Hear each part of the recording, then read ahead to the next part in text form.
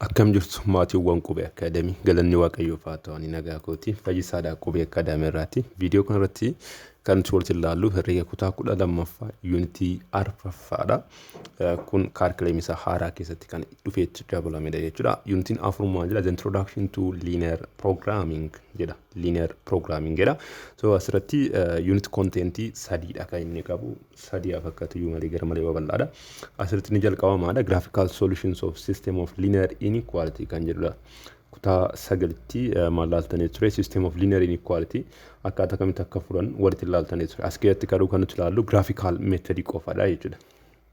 So inni kan biraan maximum and minimum value kamitti akka barbaannu, inni kan biraan applications of linear programming gidhaatii fi akkasuma immoo system of linear inequality walitti ilaallaa jechuudha. More kan nuti focus goonu isaan kana lamaan irrattidha. Maximum and minimum value and application kan jedhu jechuudha. Almost inni kuni graphical solutions of system of linear inequality gaafa jedhu isa kana hojjechuudhaatiif inni kun sin barbaachisa waan ta'eef jalqaba irratti kan kitaabni keessan fide jechuudha.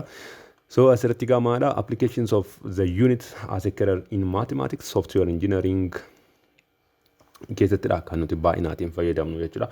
Linear programming kan jedhu kana jechuudha. Rejireessaatiin immoo akkasuma engineering warra kan keessatti illee ittiin fayyadamna jechuudha. Electrical engineering keessatti jechuudha. Akkasuma immoo fiildiiwwan biraa keessatti illee economics keessatti illee sirriitti itti fayyadamuu ni dandeenya jechuudha. So asirratti maal jedha software engineer creators writers, developers and interpreters different computer programs. Computer programmii garaagaraa maaliin godhu software engineeronni jechuudha. Create ni godhu. Akkasuma immoo ni barreessu, develop ni godhu, akkasuma immoo interpret ni godhu jechuudha. So namni software engineering barachuu barbaadu tokko jechuudha. It is more focus gochuu qabaa jechuudha warreen kana irratti. Especially unity kana keessatti kan nuti barannu jechuudha. Software engineers use math to write a program and to solve various computing problems jedha. Isaan kana programmii isaanii barreessuudhaatiif jechuudha. Mathematicsdha kan inni fayyadamu jechuudha. Akkuma maatisiidha kan inni fayyadamu. So fakkeenyaatiif amma calculator nuti itti fayyadamnu jechuudha. Laptop nuti itti fayyadamnu, computer nuti itti fayyadamnu, bilbila nuti itti fayyadamnu hunda isaanii kan wanti godhu programmii achi keessa jiru jechuudha. Software engineerota programmii achi keessa jiru kan create godhu isaanidha jechuudha. Fakkeenyaaf applicationii garaagaraa. So isaan kana create gochuudhaatii fi software engineeronni maal fayyadamu? If you are interested in career software engineering, you should study the mathematical subjects algebra, linear programming, statistics and calculus. Warra jedhan kana sirriitti sini galuu qabaa jechuudha. Software engineering gaafa barachuu barbaadan kan interest yoo qabaatan jechuudha. Mee paartii jalqaba irratti dabarru graphical solutions of system of linear inequality kan jedhu jechuudha. Graphical solutions of what? System of linear inequalities kan jedhu waltiin ilaallu gaddoo kanatti. Maal jedha iddoo kanatti? Plot the linear equation of the form y is equals to mx plus b for different values of m and for different values of m and b. Iddoo kanatti m dhaati fi b dhaati jechuudha. For instance, m is less than 0, m is greater than 0 and m is equals to 0 kan jedhu kanaatiif jechuudha. Kuni activity kitaaba keessan irra jirudha. Kan ammoo kanan fudhadheetii fi almost akkasiin isaatti nu ta'a jedhee waanan yaadeedhaafidha jechuudha. So kuni it is linear equation dha. Y is equals to mx plus b jedhee gaafa nuu kennamu jechuudha. It is linear equation dha akkuma hundi keessaniyyuu beektan jechuudha. So y is equals to mx plus bx kan jennu keessatti asirratti m kun maadha? It is slope dha. Slope kun immoo maadha? B kun immoo jechuudha y-intercept dha. Y-intercept dha jechuudha inni kun immoo yookaan immoo bakka inni y tuquu jechuudha salphaadhumatti. So bifa kanaatiin erga jiraatee booda plot akka nuti nu goonudha jechuudha. Plot jechuun draw the graph jechuudha karaa biraatiin. So jalqaba irratti value m dhaatii fi value b garaagara fudhadhuutiin nu jedha. Akkasuma immoo value m immoo garaagara fudhadhuuti less than 0 akka ta'utti, greater than 0 akka ta'utti, akkasuma immoo equals to 0 gaafa ta'utti jechuudha. Mee jalqaba irratti a irratti kan nuti kaasnu m is equals to negative 1 haa ta'uuti. Ittaane immoo b irratti immoo jechuudha m is equals to positive 2 haa ta'uuti. C irratti immoo m is equals to 0 yoo ta'u isaan kana sadan irratti kaasnee ilaallu. As keessatti let's say b is 1, as keessatti immoo b is equals to 0, as keessatti immoo b is equals to 2 haa ta'uuti bini 2 haa ta'uuti jechuudha. Sana booda isaan kana kaasee isinitti agarsiisaa jechuudha. So irratti gaa akkan irratti kanan jedhee kana kanan ofii koo fudhadhee kana jechuudha. When m is equals to -1 and b is equals to what 1 tokko gaafa ta'u jechuudha. Sana booda function keenya maal ta'a jechuudha. Y is equals to mx plus b dha miti asirratti m keenya meeqa is -1 so -x plus 1 ta'a jechuudha function keenya. Sana booda gaa graafii function kanaa kaasuudhaatiif jechuudha yookaan immoo graafii equation kanaa kaasuudhaatiif jechuudha jalqaba irratti maal gochuudha xy coordinate plane kaafachuudha. Xy coordinate plane this one is y this one is x. Erga bifa kanaatiin kaafannee booda linear equation dha taanaan jechuudha yeroo baay'ee kan recommend ta'u y-intercept method yoo fayyadamne irra gaarii ta'a. Isa dura salphata waan ta'eef jechuudha. So jalqaba irratti mee x-intercept yaa barbaannu. X-intercept jechuun yookaan immoo y-intercept yoo barbaannu. Y-intercept jechuun egaa iddoo kanatti maal jedhama tokkodha isiniin jedhama. Maaliif valuun b y-intercept dhaan irraa waan ta'eef iddoo kanatti jechuudha. Yookaan immoo bifa kamiitiin barbaaduu dandeenya gatii x 0 galchinee gatii y argachuu jechuudha. Kana jechuun egaa amma gatii x gaafa 0 galchinu maal arganna asirratti kun 0 gaafa ta'u gatii y keenya meeqa ta'a 1 ta'a jechuudha. 0,1 is what that's the y-intercept dha jechuudha. Kana jechuun let's say this one is 1 this one is 2. Iddoon kun 1 iddoon kun immoo 2 iddoon kun -1 iddoon kun immoo -2 iddoon kun -1 iddoon kun immoo -2. Sana booda kana bifa kanaatiin eddan agarsee booda amma x-intercepting keenya y-intercepting keenya meeqa dhanneera 0,2 dhagne 0,2 intu kannaa jechuudha asirratti. Inni kan biraanii asirratti ilaala. Ammoo maal barbaanna x-intercept yemmaa barbaanna. X-intercept jechuun value y 0 goone value x barbaadu jechuudha. Kanaaf iyyuu value y gaafa 0 goonu 0 is equals to -x plus 1 hin ta'u kun value y gaafa 0 goonu jechuudha. So gatii x kana ta'uu dabarsine x is equals to +1. Inni immoo maal ta'e jechuudha 1,0 ta'a jechuudha pointiin keenya. 1,0 jechuun immoo iddoo kanaa jechuudha. Sana booda linear equation gaafa ta'u pointii 2 qofa qabaannan ga'aadha. Sana booda pointii san lamaan maal goona jechuudha straight line wal qunnamsiifnaa jechuudha. Sana booda karaa lachuu irratti extend goona jechuudha line. Kuni bifa kanaatiin ta'a jechuudha. This one is y is equals to -x plus 1 dha jechuudha. Inni kan biraani b irra kan jiru mooyyuu maal jedhanneera iddoo kanatti when m is equals to 2 and b is equals to 0. Gatiin m lamannaa ta'uu fi gatiin b keenya immoo 0 gaafa ta'u jechuudha. Mee asirratti immoo isa kana moo ilaallu. Asirratti immoo kana kaasuudhaatiif ammas xy coordinate plane kaafachuun dirqama. Xy coordinate plane this one is y this one is x. Ergan akkasitti kaafadhee booda asirratti mee lakkoofsa haken asirratti tokko iddoon kun 2 iddoon kun tokko iddoon kun 2 iddoon kun -1 -2 -1 -2. Sana booda bifa kanaatiin ergan kaafadhee booda jechuudha. Sana booda maalan godha amma function keenya barreessuma iddoo kanatti jalqaba irratti jechuudha. Y is equals to m keenya 2 dha waan jedheef 2x taati b keenya immoo 0 dha itti daanee dhiisnee gatiin qabu. Kanaaf iyyuu maatti reduce ta'a jechuudha. Y is equals to 2x ta'e jechuudha. Kanaaf iyyuu gamma asirratti kun amma asirratti xy intercept method fayyadamne kaasuudhaatiif xiqqoo ishee nu rakkisa. Fakkeenyaaf x-intercept y-intercept gaafa barbaadnu 0 dha. Kana jechuun gatiin x 0 ture 0,0 jechuun iddoo kana. Ammas immoo y-intercept x-intercept immoo gaafa barbaadnu 0,0 ta'a. Kanaaf iyyuu as qofa irratti hin ta'u jechuudha. Sana booda maal goona let's take value of x tokko haa fudhannu value x jechuudha. Y keenya qixxeetaa meeqa ta'a sana 2 taati jechuudha. Kana jechuun 1,2 pointiin jedhu wayi jira jechuudha graaficha keessa. Kanaaf iyyuu gaa 2,1 jedhanii tuqnaa jechuudha. 1,2. Kanaaf iddoo kanatti gatiin x tokko yoo ta'e gatii y immoo meeqa ta'aneera 2 ta'a. Kana jechuun iddoo kana jechuudha. Sana booda amma tokko pointii kana qabna tokko pointii kana qabna. Pointii kana lama maal gochuudha jechuudha wal qunnamsiisuudha jechuudha salphaadhumatti. Bifa kanaan ta'a jechuudha kun. Qaxxi kan jedhedha akkana asirratti jajallisee kana miti. Kanaaf iyyuu kuni y is equals to 2x dha jechuudha. Inni kan biraan immoo iddoo kanatti c irra kan jiru kana akaasu. C irra kan jiru maal jedhe m is equals to 0 and b is equals to 2 jedhe asirratti. Sana booda y keenya qixxeetaa maal ta'a y is equals to gatiin m kun 0 dha waan ta'eef 0 times x 0 taati 0 plus b keenya immoo 2 waan ta'eef y is equals to 2 ta'ee jechuudha asirratti. Sana booda graafii akka kanaan naa kaasnu jechuudha asirratti.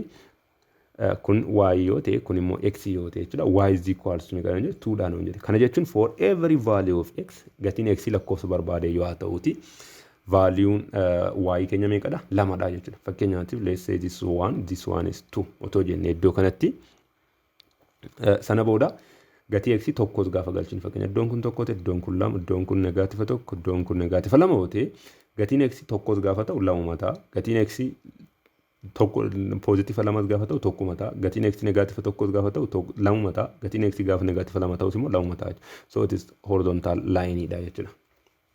Amma galaala asirratti gaama wanta asirratti mu keessatti jechuudha. Sloppiin keenya m jechuun maal jechuudha isin jedha sloppii isin jedhera. Sloppiin keenya gaafa negatiiva ta'u jechuudha. Karviin keenya gara kamittidha kan inni citee from the second yookaan immoo second quadrant irraati gara first quadrant ittidha kan inni darbee jechuudha. Kanaafiyyuu bifa kanaatiin deema taanaan jechuudha. Bitaarra gara mirgaatti gaafa deemnu laala. Asirraa kaanee akka kanaatti gaafa deemnu vaaliin y keenya maal ta'a dhufe hir'isaa dhufe. Jalqaba tokko ture taani 0 ta'e taani immoo negatiiva ta'a dhufe. So it is decreasing function ta'a jechuudha. Decreasing function ta'a jechuudha.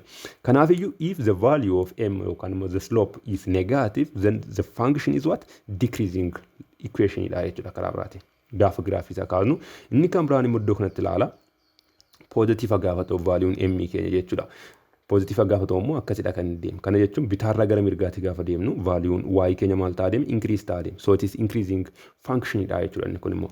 Inni kan biraan immoo iddoo kanatti ilaala gaafa m keenya 0 ta'u maal ta'e horizontal line ta'e.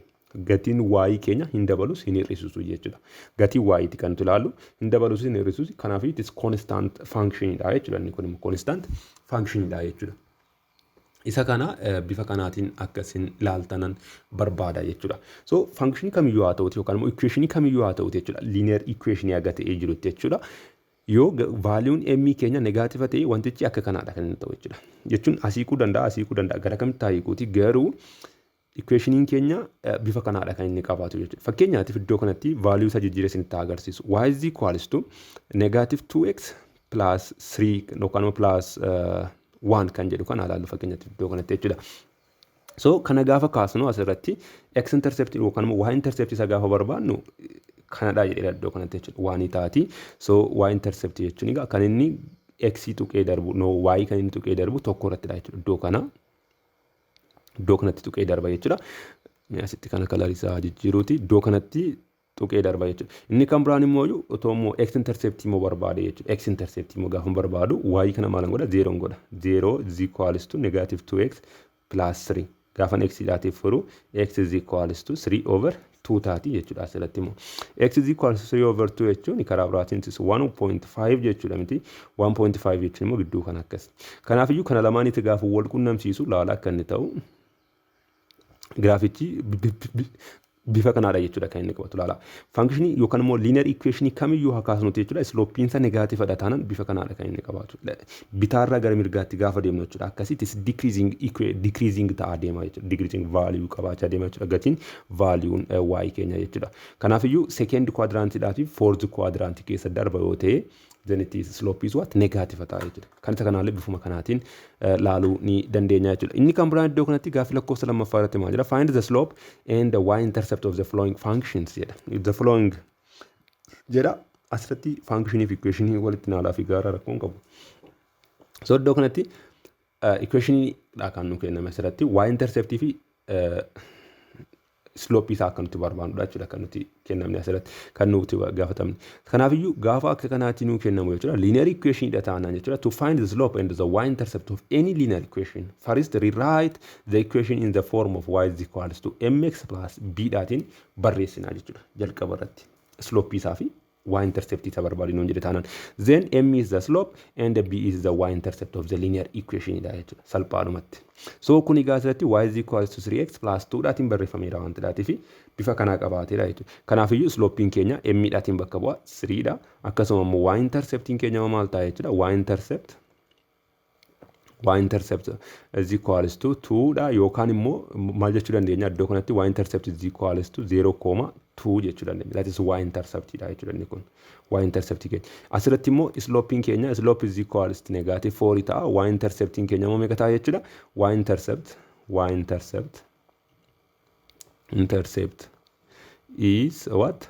It is 0.5 dha jechuudha. Kuni 0 kun gatii x dha jechuudha. Y keenya immoo gatii intercept keenya laachudha kan moddo kamitti akka inni kutti darbu kanaafi y-intercept keenya 0.5 taati y-intercept yoo bifa kanaatiin barreessuu baanne akkamitti argannaa yoo jettanii fi value x 0 gochuudha sana booda y dhaatiif solve gochuudha jechuudha inni kan biraan iddoo kanatti kun barreeffameera waan ta'eef slope keenya 1/3 ta'a y-intercept keenya immoo y-intercept keenya maal ta'a 0.2 taati jechuudha isheen kun immoo y-intercept keenya taati waan ta'eef inni kan biraan d irra kan jiru kun x plus 2y is equals to 2 jedha jalqaba maal gochuu qabna bifa kanaatiin barreessuu qabna bifa kanaatiin barreessuudhaatiif maal gochuu qabna y dhaatiif solve gochuudha jechuudha salphaadhumatti kana jechuun y dhaatiif solve gochuudhaatiif 2y is equals to 2 minus x jennee barreessinu kana achi dabarsine jechuudha sana booda divided by 2 y is equals to 2 divided by 2 minus x divided by 2 goona jechuudha. Sana booda kana jechuun yoo barbaanne akkasitti barreessuu dandeenya. Negative 1/2x plus 1 jennee jechuudha. Sana booda gaasirratti sloping keenya maal ta'e jechuudha. Negative 1/2 ta'e y-intercepting keenya immoo meeqa ta'a jechuudha. Y-intercept is equals to what? It is 0.1 ta'a jechuudha y-intercepting keenya immoo. Kana bifa kanaatiin argachuu ni dandeessu jechuudha. Inni kan biraan gaaffii lakkoofsa sadaffaa kan jiru maal jedha? Draw the graph of the following jedha. Asirratti graafii isaanii akka nuti kaasnudha jechuudha kan nuti gaafatamne. So eerra kan jiru kana kaasuudhaatiif y is equals to 2 nuun jedhe asirratti. Kana jechuun y is equals to 2 jechuun valuun x wanta barbaade haa ta'uuti valuun x y keenya meeqadha lamadhaan jechaa jira kana kaasuudhaatiif egaa x y coordinate plane yoo qabaanne jechuudha bifa kanaatiin let's say this one is 1 this one is 2 this one is 3 this one is negative 1 this one is negative 2 jedhee bifa kanatti ta'uuf this one is negative 1 negative 2 1 2 3 ajennuti iddoo kanatti jechuudha sana booda bifa kanaatiin erga jiraatee booda jechuudha amma kuni valuun x keenya tokko gaafa ta'u lama ta'a asirratti valuun x keenya lama gaafa ta'u gati y keenya lama ta'a valuun x keenya 3 gaafa ta'u lama ta'a maaliif y is equals to 2 nuun jedheera jechuudha so bifa kanaatiin horizontaalidha jechuudha kan ibsa darbu function kan equation kamiyyuu haa ta'uti y is equals to jedhee lakkoofsa barbaadaa kennuuti jechuudha lakkoofsichuma irra dhaqni dalga sararuudha jechuudha inni kan biraan immoo b irra kan jiru immoo laala x is equals to negative 4 dha kan nuuf kenname jechuudha asirratti kun immoo maadha valuun y wanta barbaade haa ta'uti valuun x keenya meeqadha negative 4 dha jechuudha kanaafiyyuu x x y coordinate plane gaafa kaasnu jechuudha kun x kun immoo akkasitti positive 1 positive 2 ta'e negative 1 negative 2 negative 3 negative 4 1 2 yoo ta'e negative 1 negative 2 yoo ta'e akka kanaatti jechuudha kun immoo maadha valuun y keenya lakkoofsa barbaade yoo ta'uti x keenya meeqadha negative 4 fakkeenyaaf tokko gaafa ta'u y keenya x keenya negative 4 lama gaafa ta'u negative 4 negative tokko gaafa ta'u negative 4 negative lama gaafa ta'u negative 4 kun immoo maal ta'e jechuudha this vertical line dha jechuudha asirratti vertical line dha jechuudha inni kan biraan c irra kan jiru immoo gaafa kaasnu kuni y is equal x is equals to negative 4 dha inni kun immoo y is equals to 2 dha jechuudha c irra kan jiru immoo kaasuudhaatiif egaa c irra kan jiru maal jedha y is equals to negative 3 dha nuun jedhe kana kaasuudhaaf maal goona sorry graafii keenya jalqaba ni kaafannaa jechuudha xy coordinate keenya kun x dha kun immoo y dha asirrattis immoo kun maadha valuun y keenya negative 3 dha kanaaf iyyuu iddoo kanatti kana 1 2 edit vote negative positive 1 positive 2 negative 1 negative 2 vote negative 1 negative 2 negative 3 vote negative 3 irraa dalga sararuudha jechuudha bifa kanaatiin gaafa sararru kuni y is equals to negative 3 ta'a jechuudha kun graafii isaa gaafa kaasnu jechuudha so bifa kanaatiin kaasuun ni danda'ama jechuudha meeqa amma mata duree isa sirrii fi yookaan immoo kan boqonnaa kana faana wallaalatutti immoo dabaru inequality kan jedhu jechuudha inequalities we get certain statements involving sign kana jechuudha less than kan nuti jennu kana jechuudha less than inni kan biraan greater than ishee kana jechuudha greater than dha kuni inni kan biraan immoo less than or equals to ishee kana jechuudha inni kan biraan greater than or equals to inni kun immoo greater than or equals to which are known as inequalities equation kamiyyuu jechuudha kun immoo statement kamiyyuu saayinii isaan kan of biraatii qabu kan mallattoo isaan kan of keessaatii qabu maalidha inequality dha jechuudha inequality equation dha jechuudha karaa biraatiin kan immoo inequalities jechuu dandeenya let us consider the following conditions kana kitaaba keenya irraatiin fudhadhe maqaanuma ishee kana alamisee jettu feenetti tan jijjiire Feenet went to market with bir 500 to buy wheat flour jedha iddoo kanatti daakuu qamadii bituu barbaadde jechuudha. Birrii meeqaatiin birrii 500dha kan isheen qabdu, which was available in packets of 5 kilogram. Daakuun qamadii sun jechuudha kiloogiraama 5-5dhaatiin jechuun oddoo tokkotti kan qabamee jiru jechuudha. Kiloogiraama 5-5dhaatiin hidhamee taa'ee jira jechuudha. The price of one packet of wheat flour is what 130 dha jedhe. Tokkoon isaa jechuudha yookaan paaketiin tokko kan iddoo tokkotti qabamee taa'u sun jechuudha. Kan kiloogiraama 5 jechuudha 130 dha. If X denotes the number of packets of wheat flour she bought, then the total amount of bir she spent would be what 130 x dha jechuudha asirratti. Asirratti kan isheen bitte x bitte yoo ta'e fakkeenyaatiif baay'ina isaa jechuudha yookaan immoo abbaa paaketii abbaa 5 kiloogiraama kana jechuudha x bitte jennu baay'ina isaatiin jechuudha. Kana jechuun sana booda x edda bitte ta'eeti x sana baay'isu tokkoon isaa 130 dha waan ta'eef x baay'isu 130 kan isheen irratti baastedha jechuudha yookaan immoo kaffaltii isheen kaffaltudha jechuudha 130 baay'isu x goone. Since she had to buy wheat flour in buckets, she would not be able to spend total amount of bir 500 y and explain jedha iddoo kanatti. Asirratti ishiin kan isheen bituu dandeessu maala 5 kiloogiraamiin kun iddoo tokkottidha kan inni jiru jechuudha malee gargar qoodetti 2 kiloogiraama yookaan 3 kiloogiraama bituun hin danda'amu. Sababii kanaatiif kun immoo tokkoon isaa meeqadha 130 dha. Sababii kanaatiif amma isheen hamma qabdu kana 150 birrii 500 sana maal gochuu dandeessu hunda isaatiin bituu dandeessu. Sababiin isaa maaliifidha? Birriin ishii kun hunda directly bituu danda'u waan ta'eef jechuudha. Kana jechuun 500 kana ta'u 130tiif irree lakkoofsa maaliin argannu intiijarii wayiin argannu waan ta'eef jechuudha. Garuu immoo kan isheen bituu dandeessu immoo lakkoofsa intiijarii wayiiti. So sababii maaliifidha kan isheen asirratti bituu hin dandeenye jechuudha hundasaa. Kana jechuun maal ta'uu qaba 130 x kun jechuudha it is must be less than 500 ta'uu qaba yookaan immoo less than ta'uu qaba jechuudha. Less than or equals to 500 kanadha kan inni ta'uu qabu. Maaliif birrii ishii sanaa olitti birrii isheen qabdu sanaa olitti maal ta'uu hin qabu darbuun qabu waan ta'eef jechuudha. Darbuun qabu waan ta'eef jechuudha. Sana booda mee fakkeenyaatiif x qixxeetaa tokko haa ta'u yookaan immoo paaketii tokko qofaa bittee haa jennu paaketii tokko qofaa. Sana booda 130 baay'isu tokko is less than or equals to 500 dha. Inni kun maal attiruudha? Asirratti jechuudha. Bituu dandeessi miti tokko qofaa bituu dandeessi tokko qofaa jechuudha. Inni kan biraan immoo x immoo 2 haa ta'u yookaan immoo paaketii 2 bittee haa jennu. 130 baay'isu 2 is less than or equals to 500 dha asirratti. Kana jechuun 130 baay'isu 2 jechuun meeqa ta'a 260 is less than or equals to 500. Kunis maal attiruudha? Tiruudha jechuudha inni kunis. Inni kan biraan immoo x gaafa 3 ta'u. Kana jechuun 130 baay'isu 3 is less than or equals to 500 ta'uu qaba jechuudha inni kunis. Kun immoo gaafa walitti baay'isnu 130 baay'isu 3 jechuun 0 3 fi 90 taatu jechuudha isheen kun immoo 3 fi 90 is less than or equals to what 500. Inni kunis maala sirriidha. Kunis immoo tiruudha jechuudha.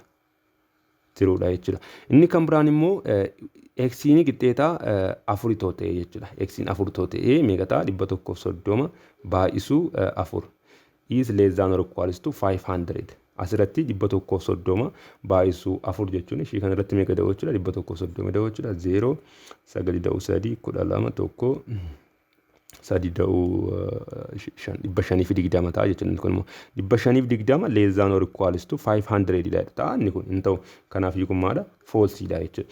Kanaaf iyyuu gaammaddoo kanatti kan isheen bituu dandeessu birrii kan isheen bituu dandeessu meeqa qofaadha jechuudha. Paaketii 3 qofaadha jechuudha. Paaketii 3 immoo gaafa bittu birrii meeqaatiin bitti? Birrii 390tiin bitti. Birrii 390tiin. Birrii 110 maal ta'a jechuudha ammoo tirfii ta'a jechuudha. Sababii kanaatiifidha kan isheen iddoo kanatti since she had to buy wheat flour in buckets she would not be able to spend the total amount of bir yookaan immoo birrii 500 sana hunda isaa jechuudha ittiin bituu dandeessu jechuudha. Birrii 110 lafatti ni hafa jechuudha. Sababii kanaatiifidha jechuudha kan isheen hunda isaa spend gochuu hin dandeenye jechuudha.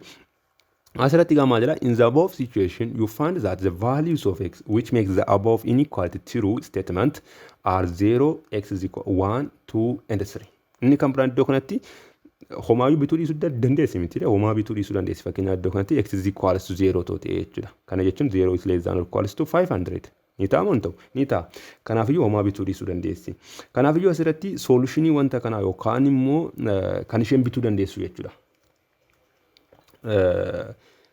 Iddoo kanatti maal jenneera if x denotes the number of packets isheen bituu dandeessu tokko 0dha. Homaa bituu dhiisuu dandeessi. Lammaffaan immoo tokko bituu dandeessi. Sadaffaan immoo lama bituu dandeessi. Sadaffaan immoo sadi bituu dandeessi. Kanaa olitti bituu hin dandeessu jechuudha. These values of x which make the inequality a true statement. Asirratti valuun x asirratti function inequality kana true taasise yookaan immoo dhugaa taasise jechuudha. Are called the solutions of the inequality and the collection of these numbers 0, 1 to 3 is called the solution of the set dha jechuudha asirratti. Kanaaf iyyuu wanti equationii kana yookaan immoo equationii jalqabaa asirratti barreesse kana jechuudha. Inequality jalqabaa asirratti barreesse kana dhugaa taasisu maal jenna jedha the solution of the set dha jechuun dandeenya jechuudha. Inni kan biraan asirratti kan equation jechuun dandeenya. Inequality jennaan malee jechuudha. Inequality. So bifa kanaatiin wanti jechuu dandeenya jechuudha. Garuu gaafa iddoo kanatti bifa kanaatiin hundasaa check gochuun baay'ee tokko ulfaataa ta'a jechuudha. Kanaaf iddoo kanatti kana solve gochuudhaatiif jechuudha. Metodii biraa barbaadu nurra jiraata jechuudha. Metodii biraa. Thus any solution of inequality in one variable is a value of the variable that makes the statement is true. Statement sana dhugaa kan taasisu maadha solutionidha jechuudha. Solutionidha jechuudha. Inequality sanaatiif. Kuni one variable keessattidha. One variable keessatti jechuudha. However, the solution of the inequality shown above is by trial and error yookaan immoo yaaliidhaatiin dogoggoraaf yaalii akkasittidha kan nuti argan. Method which is not very efficient because it is time consuming and it is sometimes not feasible yookaan immoo feasibility gaafa jedhamu hin gorfamu jechuudha salphaadhumatti akka kanatti akka nuti wajjinuudhaatti hin gorfamu. That you must have to some more efficient systematic techniques for solving inequalities. Inequality akkamitti akka furru dirqama systematic technique yookaan immoo kan kanarra salphatee mathematics scientifically proof kan ta'e wanti gochuun dirqama ta'a jechuudha. Before looking at these techniques, let me go through some properties of numerical inequalities and use them as a rules while solving the problems of inequalities. Tokkomaadha rules for solving linear equation haalaalu jalqabarratti. Linear equation tokko solve gochuudhaatiif jechuudha. Rulii kana lamaan fayyadamuu ni danda'ama. Tokkomaadha equal numbers may be added to or subtracted from on both sides of an equation. Lakkoofsa wayii jechuudha. Lakkoofsa tokko equationii wayii irratti karaa lachuu yoo irratti dhaane yookaan immoo yoo irratti hir'isne dhiibbaa irratti fiduu hin qabaatu. Fakkeenyaatiif equationii wayii y akkam jechuun danda'a y yookaan immoo equationii wayii akka kanatti jira jedhee yaaduuti.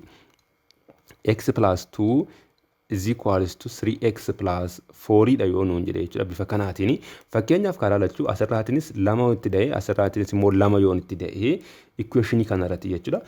Rakkinaan qabu jechuudha. Inni kun ruulii tokkodha. Itti da'uu danda'a jechuudha. Lakkoofsa wal fakkaataa karaa lachuu itti da'uu danda'a. Inni kan biraan immoo x plus 2 is equals to 3x plus 4 kan jedhu kanarratti karaa lachuu lakkoofsa wal qixa ta'e irraatii hir'isuu danda'a jechuudha. Minus 2 godhee asirraatinis immoo minus 2 gochuu danda'a jechuudha. Karaa lachuu yoo na barbaachisa ta'e jechuudha. Yoo na barbaachisa ta'e.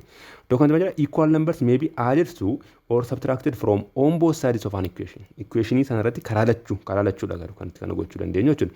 Inni kan biraan immoo maadha? Rulii lakkoofsa lama jechuudha. Both sides of an equation may be multiplied or divided by the same non-zero numbers. Saayidii karaa lachuu jechuudha. Equationii sanaatii fi karaa lamaan saayyuu mallattoo equalii karaa garasii fi karaa garanaa jechuudha. Maalitiin baay'isuu dandeenya? Lakkoofsa wal qixaatiin baay'isuu dandeenya. Yookaan immoo lakkoofsa wal qixaatiif hiruun ni danda'ama jechuudha. Fakkeenyaaf 2x plus 3 is equals to 4 itoo nuun jedhe jechuudha. Karaa lachuu maal gochuu ni danda'a? Lamaatiin baay'isee asirraatiinis immoo lamaatiin baay'isuu ni danda'a. Mirga koodha jechuudha. Akkasuma immoo karaa lachuu maal gochuu ni danda'a? Lamaatiif hiruu ni danda'a. 2x plus 3 is equals to 4 gaafa jedhu kana divided by 2 divided by 2 gochuu ni danda'a jechuudha. Ruulii isaan kana lamaan fayyadamuun ni danda'ama jechuudha. Akkasuma immoo rule for solving an inequality kan jedhu kana. Inni kunis yaa'u isuma amma laallee kana faana almost tokkumadha. Kan inni xiqqoo jijjiiramu maali innaa ta'u qofaadha. Division fi multiplication qofa irrattidha jechuudha. So iddoo kanatti maal jira? Ruuliin ni jalqaba wal fakkaataadha. Equal numbers may be added to or subtracted from both sides of an inequality without affecting the sign of the inequality. Inequality sign sana affecting godhu jechuudha. Irraatii hir'isuu yookaan immoo itti da'uu ni dandeenya jechuudha. Inni kan biraan both sides of an inequality may be multiplied or divided by the same positive numbers. Positive number dhaatiin gaafa hiramus ta'e gaafa ittiin baay'atu jechuudha. Amma sign of inequality irratti dhiibbaan fidu. dhiibbaan fidu. Garuu maadha when both sides are multiplied or divided by a negative number hidhate yoo baay'ate garuu then the size of inequality what will be reversed ta'a jechuudha. Kana jechuun ni garagala jechuudha. Irra xiqqa yoo ture irra guddata. Irra guddaa ture immoo irra xiqqa ta'a jechuudha. Fakkeenyaaf iddoo kanatti ilaala. Kana solve godhiidha asirratti kan nuti gaafatamne jechuudha. Example 1 irratti negative 2x minus 3 is less than 0 jedha asirratti. Isa jalqabaatti maal jenne ture lakkoofsa itti da'u yookaan immoo irraa hir'isuun dhiibbaa hin qaboonneera. Mee fakkeenyaaf iddoo kanatti negative 2x minus 3 kan jedhu kanarratti karaa lachuuyyuu positive sadii haa da'u.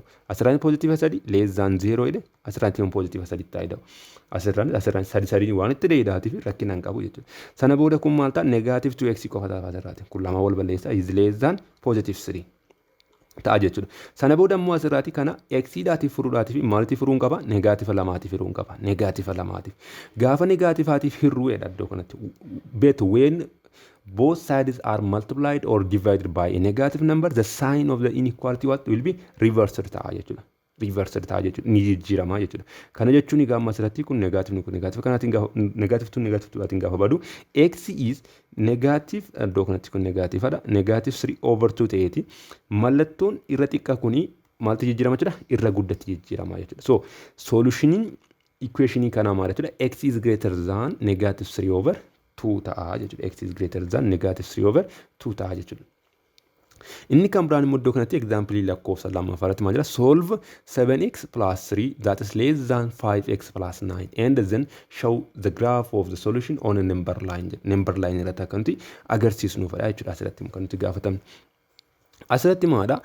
Almost bifa kanaatiin akka kanaatti karaa lachuutti daa'u kan karaa lachuurraatii hir'isaa kan jedhu kana barattoota kutaa 12ffaatiif akka kanaatti hojjechuun xiqqoo ishii nama nuffisa jedhanii yaada. Kanaafiyyuu kana maal gochuu dandeenya? Tarmii wal fakkaatu walitti dabarsu, tarmii wal fakkaatu walitti dabarsudha jechuudha. Kana jechuun 7x kan jedhu kana 5x kana achi dabarsume minus 5x is less than 9 minus 3 ta'a jechuudha. Sadii kana immoo gaafa achi dabarsu. Kana gaafa walitti fidru 2x taati is less than meeqa taati 6 taati jechuudha amma asirratti. Sana booda ruulii lakkoofsa lama fayyadamne maal gochuu dandeenya? Lamaatiif hiruu hin danda'a jechuudha. Asirratti poozitiivaatiif hiraa waan hin jiruudhaatiif saayiniin kun maal hin ta'u? Hin jijjiiramu jechuudha. So x is less than positive 3 ta'a jechuudha. Solutioniin keenya x is what? Less than positive 3. Sana booda erga kana argannee booda maal godhinu hin jedhe kana yoo barbaanne solution seetii keenya jechuudha. Solution set is equals to inni kana bifa kanaatiin barreessuun ni danda'ama. Negative infinity, 3. Interval fayyadamne jechuudha. Kutaa 9tti akka barattanitti. Iddoo kanatti kuni kana faana wal qixa miti. Is different from what? Negative infinity, positive 3 jedhee akka kanaatti yoo barreesse jechuudha. Inni kun maalidha? Positive 3 ni dabalata jechuudha karaa biraatiin. Positive 3 ni dabalata. Inni kun garuu leezzaanii qofa waan ta'eef positive 3 dabalachuun qabu bifa kanaatiin barreessuu qabna jechuudha. Sana booda inni kan biraan maalidha? Number line irratti agarsiisedha. Number line irratti gaafa agarsiisnu maal goona? Jalqaba irratti the number line keenya ni sararanna. Number line keenya sana booda iddoon kun 0 dha jennee haa kaanuuti. Iddoon kun 0 dha, iddoon kun immoo 1, iddoon kun 2, iddoon kun immoo 3, iddoon kun immoo 4 jennee akka kanaatti itti afuufnu. Inni kan biraan iddoo kanatti negative 1, negative 2, negative 3 jennee itti afuufnu. Kanammoo bifa kanaatiin jechuudha asirraatiin. Sana booda kalaarii biraa fayyadamuuti asitti. Sana booda maal goona? Iddoo kanatti x is less than 3 no jedhe. X is less than 3 jechuun kanaa gadidha miti akka kanaatti jechuudha. Negative infinity haga negative infinity jechuudha. Garuu maadha nuun jedhe iddoo kanatti negative 3 dabalatu nuun. Negative 3 no positive 3. Positive 3 gaafa dabalanne dhaqne 3 irratti maal goona? Hoolii kaasna jechuudha bifa kanaatiin. Hoolii jechuun iddoo kanatti positive 3 irratti kaa garuu maal hin ta'u positive 3 dabalatu jechuudha. Gara kamittiin immoo akka ta'e agarsiisuudhaatii fi gara kanaatti maal goona jechuudha? Bifa biraadhaatiin hin dibnaa jechuudha akka kanaatti. Bifa kanaatiin jechuudha. Bifa kanaatiin ni dibnaa jechuudha. Gurraacha xiqqoo ishii akka gurraachessuu wayiidha jechuudha. Akka gurraachessuu wayiidha dibnaa jechuudha. Yookaan immoo maal gochuu dandeenya? Kanuma jechuudha. Hoolii kana asitti dhiisnee jechuudha. Bifa ishii kana iddoo kanatti wanti gochuu dandeenya. Mallattoo kana fayyadamuu dandeenya jechuudha. Mallattoo kana fayyadamne sana booda asii gurraachessinaa jechuudha. Isa gurraacha'uu qabu sana jechuudha. Hoolii kana dhiisnee bifa ishii kana fayyadamuu dandeenya. So kuni graphical solution dha on the number line jechuudha. On the number line. Inni kan biraani example lakkoofsa sadaffaa irra kan jiru walitti ilaalu. Example sadaffaa. Example sadaffaa maal jedha? Solve the following problem and then show the graph of the solution on the number line jedha. Iddoo kanatti jechuudha. Number line irratti akka nuti agarsiisnudha jechuudha kan nuti gaafatamne. solution isaa jechuudha. So asirratti ilaalaa kuni inni jalqaba maala 2x minus 3 that is less than 1 dha. Kun immoo 4x minus 1 is greater than or equals to 1 jedhe asirratti jechuudha. Kun asirratti equationii lama haa ta'u iyyuu malee jechuudha. Variable tokko malee waan hin qabneedhaatiif yookaan immoo x qofadha jijjiirama miti riskee. Kanaaf iyyuu not system of linear equation ta'ee garumaadha in one variable dha. System of linear equation ta'ee one variable gaafa ta'udha jechuudha kun. So one variable gaafa ta'ugaa kopha kophaatti solve gochuu ni danda'ama jechuudha. Kanaaf iyyuu isa jalqabaa irraati from the first one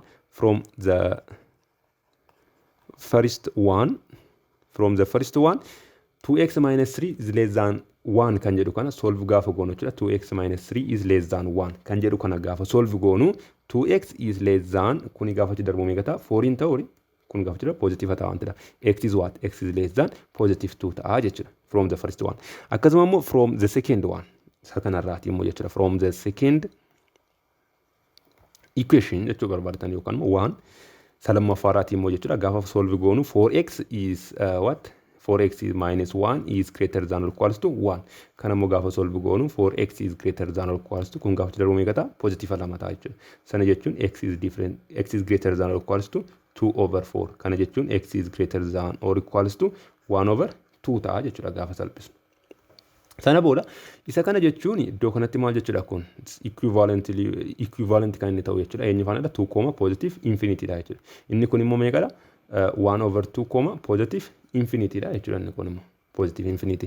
Sana booda gaa isa kana gaafa number line irratti agarsiisnu jechuudha. Gaafa number line irratti agarsiisnu kuni akka kanaatti number line keenya dasitti rarranni booda iddoon kun 0 haa ta'u 1 2 3 iddoo kana 4 iddoo kanatti 0 kan jedhe kana asaabutu xiqqoo ishee iddoo kanatti 0 sana booda immoo 1 2 3 ta'an kun immoo negative jechuudha negative.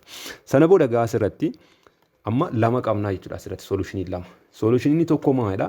X is less than 2 dha. Inni tokko maalidha? Iddoo kanatti kun akkamitti barreeffamuu qaba?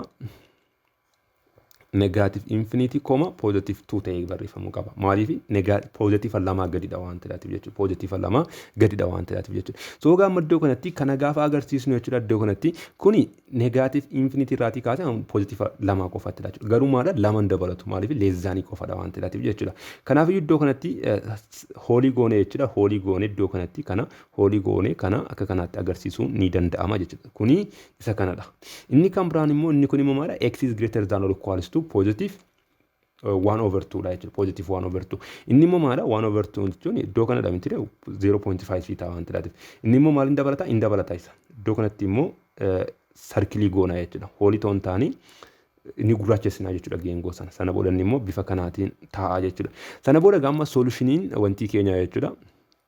Solutioniin keenya maal ta'a jechuudha gidduu kana ta'a jechuudha. Gidduu kana ta'a jechuudha. Iddoo kanatti kun hin gurraacha, iddoo kanatti kun immoo hoolii ta'a jechuudha. Hoolii ta'a jechuudha. Solutioniin keenya bifa kanaatiin number line irratti bifa kanaatiin agarsiisnaa jechuudha. Bifa kanaatiin number line irratti agarsiisuu dandeenya jechuudha. Kana jechuun oddootti isaan lamaan isaanii intersection waliin qabanidha jechuudha. Maaliif equationiin kun lamaan wal faana nuu kenname waan ta'eef gatiin x lamaan isaanii dhugoomsuu qaba. Lamaan isaanii immoo kan inni dhugoomsu intersection isaanii barbaadna jechuudha. Intersection isaanii jechuun gamma solution seetii keenya atoo bifa lakkoofsaatiin kaa'inuun jedhe jechuudha.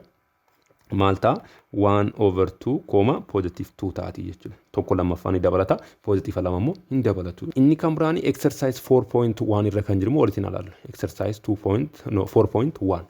Asirratti maal jira? Solve the following inequalities and show their solutions on the number line. Number line irratti akkantu agarsiisudha jechuudha solution isaa. Sana booda irra kan jiru kana haa hojjedhu. Irra kan jiru kun maal jira? 5x plus 1 is less than or equals to 2x less than 2x plus 7 dha asirratti.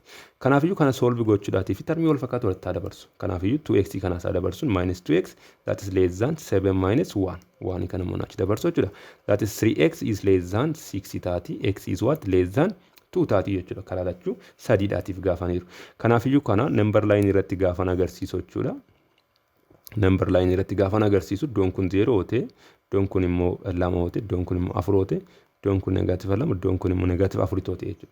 Kana jechuun gidduu kana tokko negative tokko jira, negative 3 jira, positive tokko jira, positive 2, positive 3 jira. Bifa kanaatiin agarsiisuu danda'a.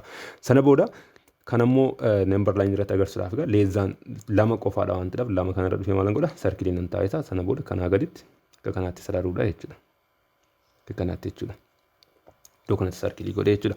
Inni kan biraan B irra kan jiru immoo hojjedha. B irra kan jiru kana hojjechuudhaatii fi maalan godha? B irra kan jiru hojjechuudhaatii fi asirratti kun 3x plus 1 that is less than 16 and negative 2x plus 5 is less than positive 13 nuun jedhee asirratti jechuudha. So kana hojjechuudhaatii fi maalan godha? It is one variable dha waan ta'eef kophaa kophaattan hojjedha jechuudha jalqaba irratti. Kanaafiyyuu from the first one 3x plus 1 is less than 60 kan jedhu kanan furaa jechuudha jalqaba. Kana jechuun 3x is less than iddoo kanatti tokko jira. Tokko kun gaafa achi darbu maal ta'a? 16 hir'isuu tokko taati. Kana jechuun 15. Kanaafiyyuu x is less than positive 5 ta'a jechuudha. Sadi dhaati firee. Tokkodhaan inni kuni. Inni kan biraan immoo lammaffaarra kan jirtu immoo nun hojjedhaa jechuudha. Negative 2x plus 5 is less than or equals to 30. Kana immoo positive 5 kana acha dabarsu. Negative 2x is less than or equals to 13 minus 5 gaafa jennu omega ta'a 8 taati jechuudha isheen immoo. 13 irraati 5 gaafa hir'isnu sana booda kana asirraati x dhaatiif solve gochuudhaatii fi negaativa 2tiif haa jedhu karaa lachuu jechuudha. Negaativa 2 sana booda x taati. Kun immoo meeqa taati? Negative 4. Asitti gaama kuni negativaatiif gatiin hiree maalitti jijjiirama jechuudha? Greater than or equals to jijjiirama jechuudha. Greater than or equals to jijjiirama jechuudha. Sana booda gaama the number line irratti solutionii keenya agarsiisuudhaatiif jechuudha.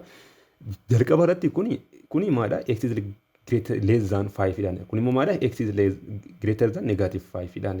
Negative 4. Kana jechuun negative 4 is less than x is less than or less than 5 dha jechuudha karaa biraatiin solutionii keenya. Kun immoo eenyu faana equivalent dha?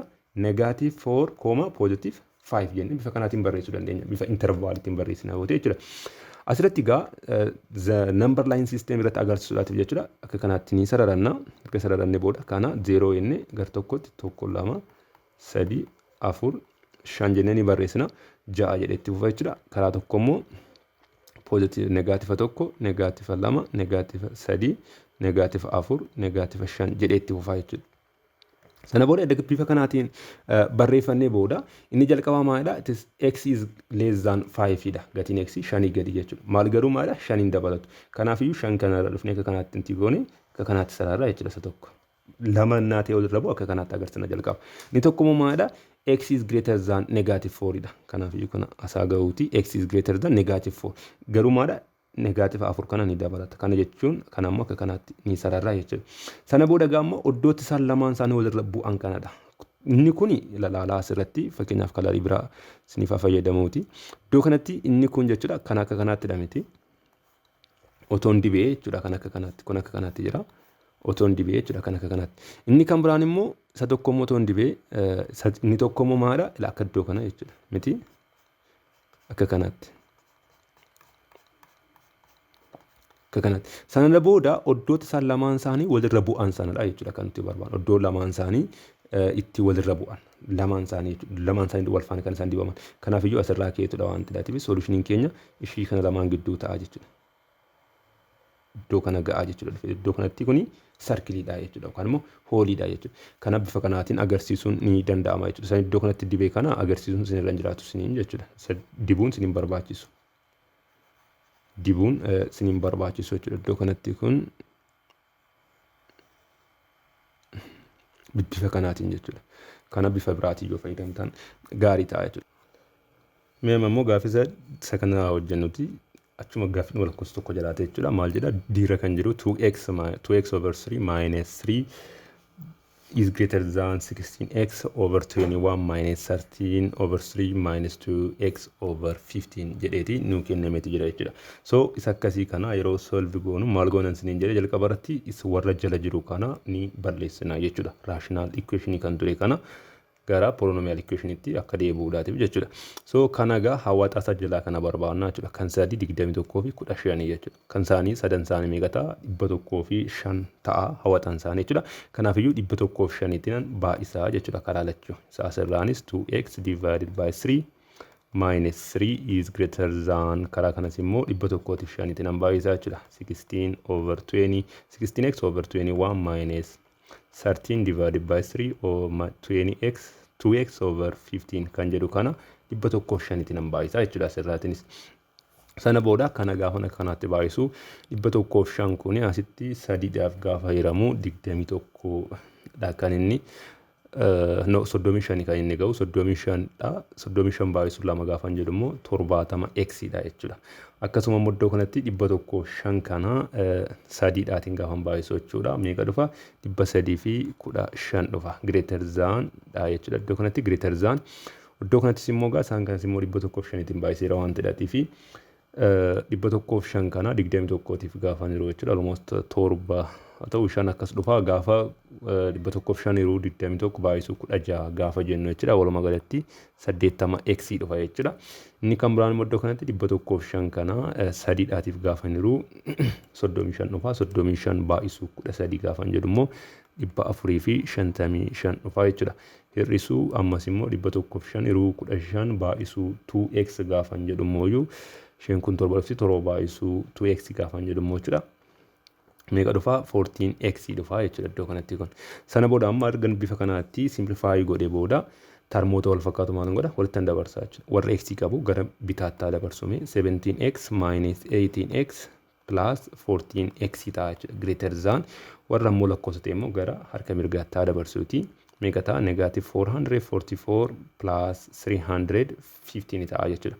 Sana booda 17x minus 18x meeqa ta'a negative 10x ta'a plus 14x gaafa jennu positive 4x taati jechuudha. That is greater than negative 455 minus 315 gaafa goonu immoo meeqa dhufa 140 dhufti jechuudha. Sana booda karaa lachuu gaafan afuriidhaatiif yeroo x is greater than negative 35 dha jechuudha kan nuti argan. 140 yeroo afur gaafa jennu jechuudha. So erga kana arganneeti gaa asirratti kana the number system irratti agarsiisuudhaatiif yookaan immoo the number line irratti agarsiisuudhaatiif jechuudha. Maalan godha jechuudha asirratti kana bakka lamatti nan kutaa sana booda iddoo kanatti kun 0 haa ta'uuti 2 yookaan immoo iddoon kun 20 haa ta'u iddoon kun immoo 40 jedhee akka kanatti adeemu karaan kun immoo negative 20 negative 14 ta'a jechuudha. So iddoon kun safarri kun wayii meeqa taati jechuudha negative 35 taati jechuudha salphaadhumatti. So negative 35 jedhee iddoo kanatti akkasitti dambarreeffadhee booda iddoo kanatti maal jenna it is greater than negative 35 dhaan solution keenya jechuudha. So solution keenya iddoo kanatti 35 waan dabalne daati fi maal godha hoolii godheetaniin bifa kanaatiin sararaa jechuudha kanaa walitti akka kanatti.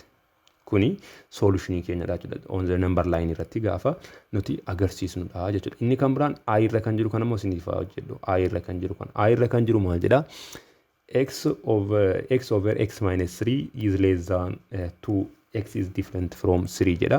Iddoo kanatti wanti isin dogoggoruu hin qabne jechuudha. Kan akkasitti hojjechuu hin dandeessanii x divided by x minus 3 that is less than 2 jettanii kana qaxxaamuroo baay'istanii x is less than 2x minus 6 gootanii sana booda 0 is less than x minus 6 yookaan minus 6 gootanii sana booda immoo kana jechuun jettanii x minus 6 is greater than 0 dha jettanii hojjechuu hin dandeessanii. Formulaa isa kana fayyadamuun hin danda'amu jechuudha.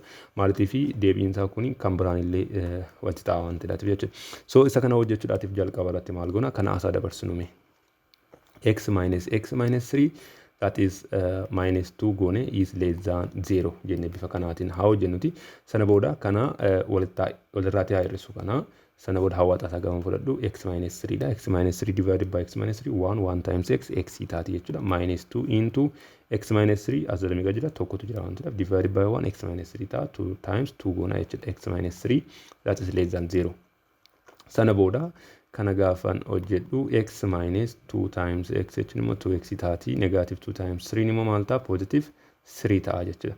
Divided by x minus 3 that is less than 0. Sana booda asirratti kuni isheen kun 6 dha isheen kuni. Sana booda asirratti kuni asirratti gaafa salphisnu jechuudha. X minus 2x gaafa jennu negative x plus 6 taati divided by x minus 3 that is less than 0. Meeshee kana akkasitti negative kana alatti baafadhe akkasitti barreessu. Nan danda'amti akka kanatti yoo barreessine x minus 3 that is less than 0. Sana booda karaa lachuu negativaatiif haa jiru. Karaa lachuun gaafa negativaatiif jiru inni kun maal ta'a mallattoon kun ni jijjiirama jechuudha. Sana booda maal ta'a x minus 6 x minus 3 is greater than 0 ta'a jechuudha. So gamma asirratti lakkoofsa lama gaafa walitti fidu jechuudha. Akka inni negatiiva ta'u yoo tokkoon isaa positiiva ta'e tokkoon isaa immoo negatiiva yoo ta'edha. Akkasuma immoo yoo lamaan isaa negaativa ta'e yookaan immoo yoo lamaan isaa positiva ta'e jechuudha. Kan inni positiva ta'u maaliif is greater than 0 jechaa irraa wanti dhaaf jechuudha. Kan ammoo gaa solve gochuudhaatii fi mee maal fayyadamnu sign chart fayyadamnu sign chart jechuudha. Sign chart gaafa fayyadamnu akka kanaatti sararree iddoo kanatti isarra keessaa kana barreeffannu jalqaba x minus 6 inni kan biraa immoo isa jalaa ammoo asitti barreessu x minus 3 iddoo kanatti x minus 6 divided by x minus 3 ta'a jechuudha.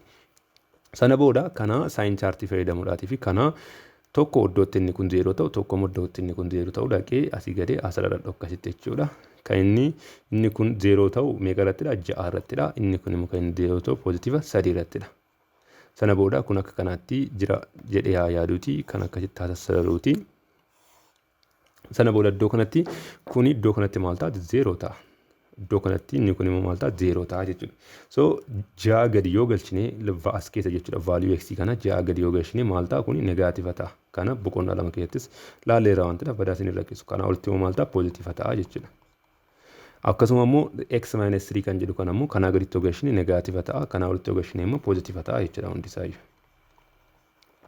Sana booda gamma asirratti kan lamaan walitti firraa jechuudha. Kun x minus 6 divided by x minus 3. Kanaafiyyuu negative divided by negative maal ta'a? Positive ta'a jechuudha. Positive.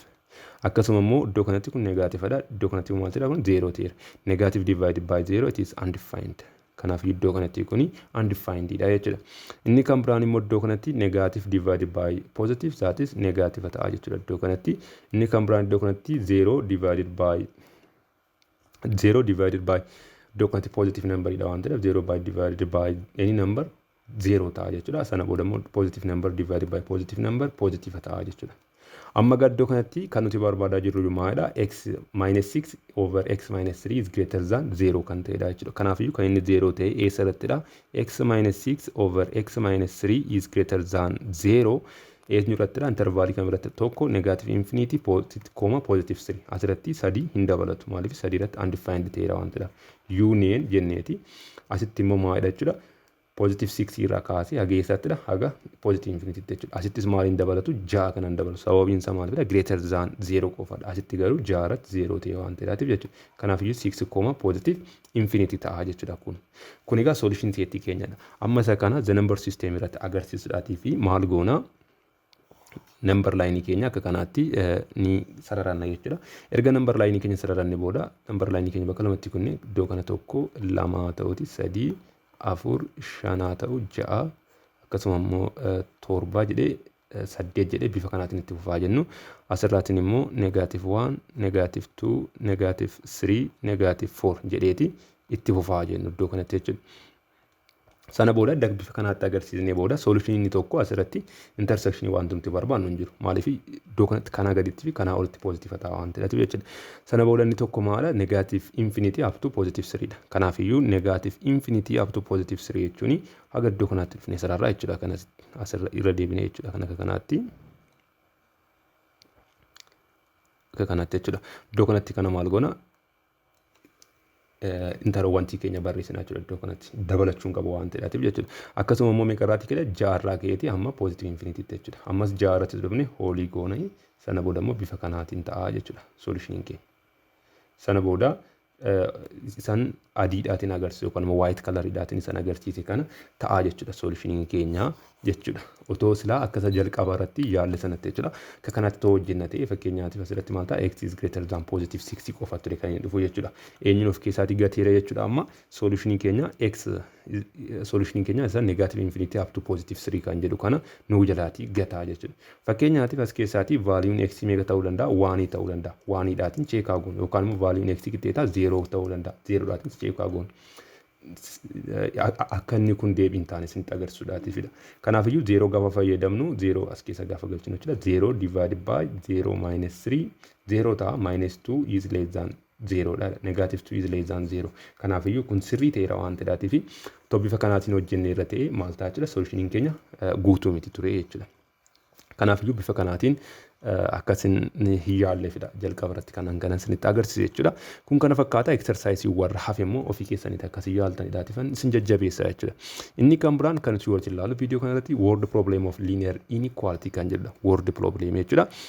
Asirratti maal jira? To solve the word problem of a related to real world asirratti maal jedha to solve a word problem related to real world yookaan immoo real world situation iddoo kanatti kuni world jechuu barbaadatan ture situation you can use the following procedure amma asirratti word problem dhaatiin kan nuu kenname jechuudha real world keessatti yookaan immoo addunyaa dhugaa keessatti jechuudha jechaatiin miti kan nuu kennamu jalqaba irratti maal goona understanding the problemicha understand gochuudha inni kan biraan maal gochuudha setting up the problem yookaan immoo modelii keenya setting up the model kan jechuun bifa equationitiin kaa'u jechuudha sisteeman yookaan immoo word problem nuu kenname sana bifa equationitiin barreessuu yaaluudha itti aansanii immoo maal goona jechuudha equationii sana solve goona jechuudha steepii kana sadan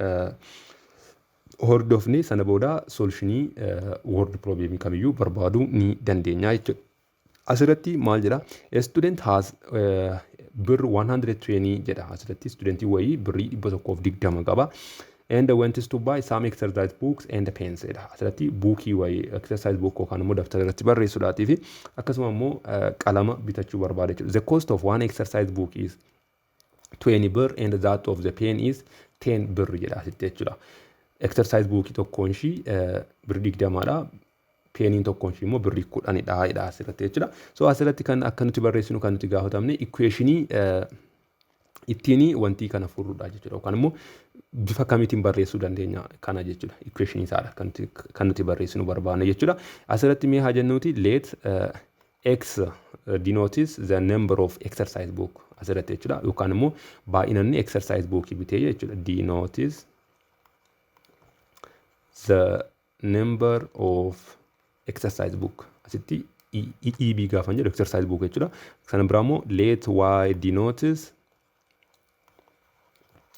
the number of pen asirratti immoo waa'in immoo peenii keenya bakka bu'uuti jechuudha asirratti gaamma gatiin peenii kanaa fi gatiin exercise bookii keenyaa jechuudha yookaan hin hir'isu yookaan immoo hin dabalu kanaaf iyyuu akka carraa ta'ee maal ta'uu hin qabu 120 kun hunda isaa yookaan immoo birrii 120 kana hunda isaa jechuudha ittiin bituu dhiisuu danda'a kanaaf iyyuu mallattoo wal qixaarraa as keessatti mallattoo irra xiqqoo kan wal qixaa yoo fayyadamne irra gaarii ta'a jechuudha amma gaa asirratti x kana x jechuun maal jechuudha the number of exercise bookii dha exercise bookii tokko shimo meeqadha birrii 20 kanaaf iyyuu fakkeenyaaf lama yoo bite birriin itti baasu meeqadha jechuudha 20 times x taati jechuudha lama yoo bite sadii yoo bite immoo 20 times 3 afur yoo bite immoo 20 times 4 ta'a jechuudha bifa kanaatiin kanaaf iddoo kanatti x dhaatiin number of wanti yoo ta'e ida'uu amma itti aanee maadha qalama immoo biteera qalamni inni bite immoo y dha jennee fudhannu kanaaf 10 y yoo ta'e it must be what less than or equals to 110 ta'uu qaba jechuudha birriinsa walitti da'ame jechuudha iddoo kanatti fakkeenyaatiif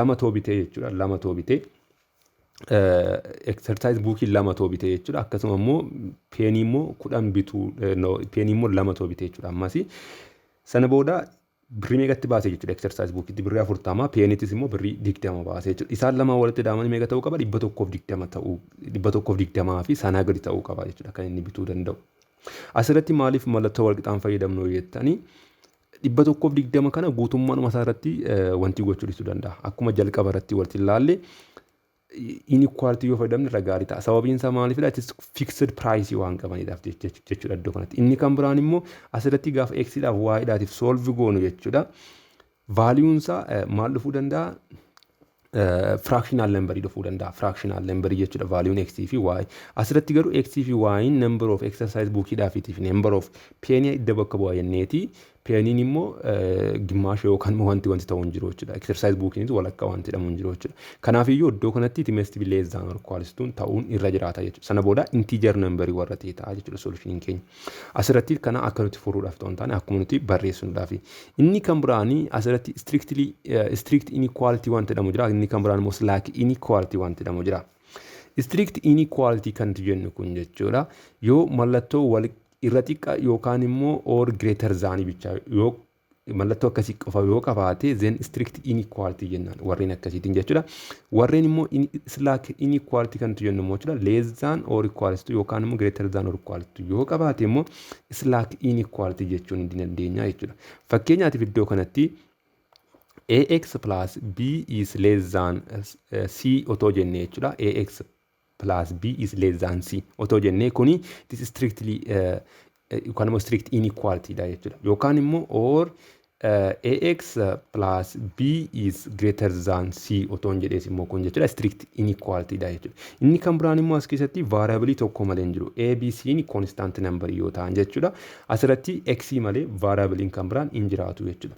Inni kan biraan immoo variable two variable waan jedhamu immoo jiraachuu danda'a. Fakkeenyaaf ax plus by less than c oton nuun jedhee immoo jechuudha. Inni kuni ammas keessatti variable lama qabna. A B C constant yoo ta'an jechuudha.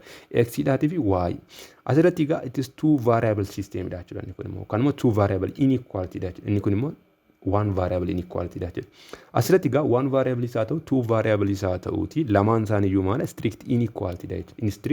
Strict inequality dha jechuudha. Inni kan biraan slack inequality kan jennu kun immoo jechuudha. Fakkeenyaatiif ax plus b is less than or equals to b otoo no less than or equals to c otoo nuun jedhe jechuudha. Bifa kanaatiin yookaan immoo less than or equals to lakkoofsa barbaade nuuf haa kennu jechuudha. Kun immoo maal ta'a slack inequality jennaan jechuudha. Mallattoo irra xiqqaa yookaan wal qixa waan qabuudhaatiif jechuudha. Akkasuma immoo ax plus by is less than or equals to c yoo nuun jedhes immoo jechuudha. Kuni it is two variable linear inequality dha waan ta'eef jechuudha. This is like inequality jennaan jechuudha iddoo kanatti less than or equals to gatii qabuudhaatiif jechuudha. Amma gaasirratti word problemii kana waliin ilaallu. Example from exercise keessan irratti kan fudhatamedha kun jechuudha. Gaaffii lakkoofsa tokko maal jedha to get an A grade in a course. Koorsii tokko keessatti jechuudha grade A argachuudhaatii fi one must obtain an average of 85 marks or more in 5 examination jedha.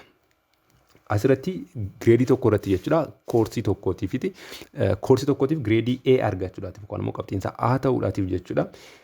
Maal fiduu qaba jedha averageinsa 85 ol ta'uu qaba jedha. Marks or more in 5 examinations jedha. Qormaata 5 irratti jechuudha 85 ol fiduu qaba jechuudha. Maarkii tokko tokkosaa yookaan immoo averageinsa kana ta'uu qaba jedha.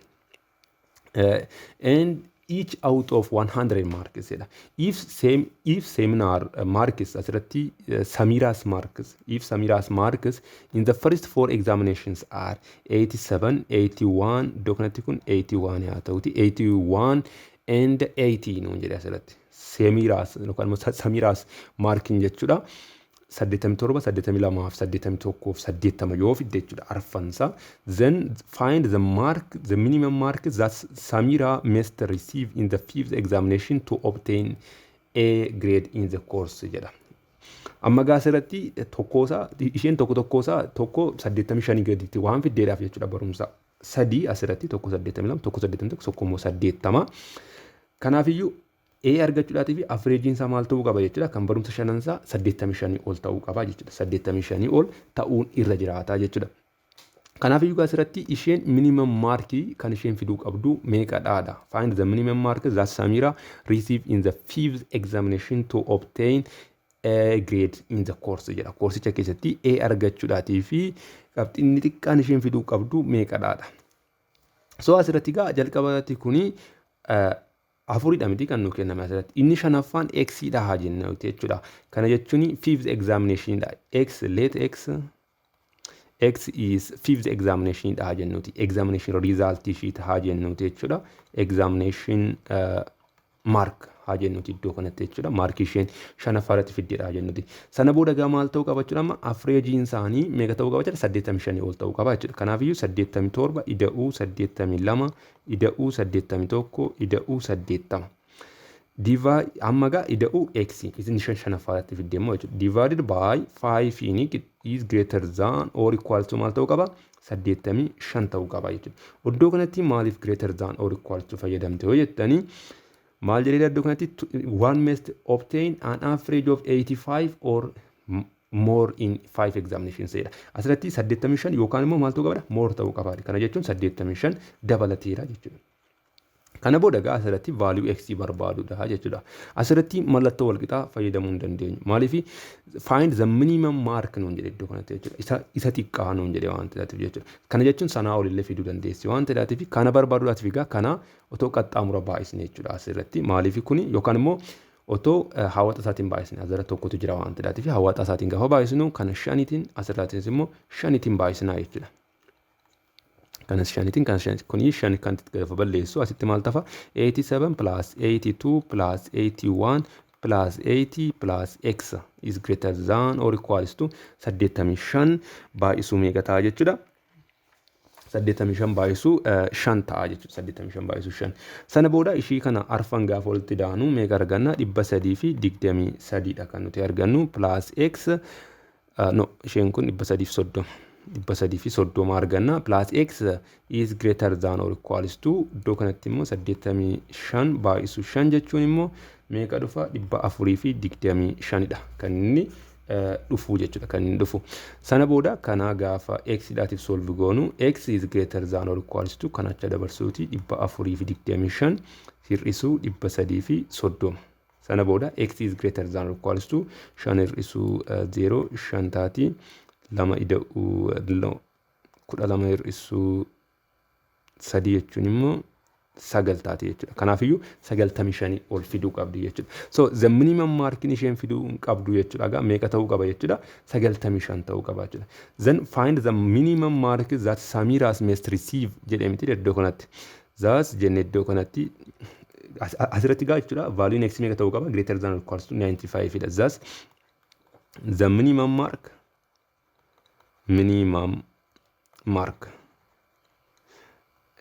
is 95 ta'a jechuudha. Maarkiin inni xiqqaan isheen fiduu qabdu meeqa ta'uu qaba jechuudha? 95 ta'uun irra jiraata jechuudha. 95 ta'uun irra jiraata jechuudha. Okay, inni kan biraan asirratti wanti isin beekuu qabdan jechuudha. Fakkeenyaatiif otoo x'n keenya jechuudha asirratti greater than 95 jennee jedhamti iddoo kanatti.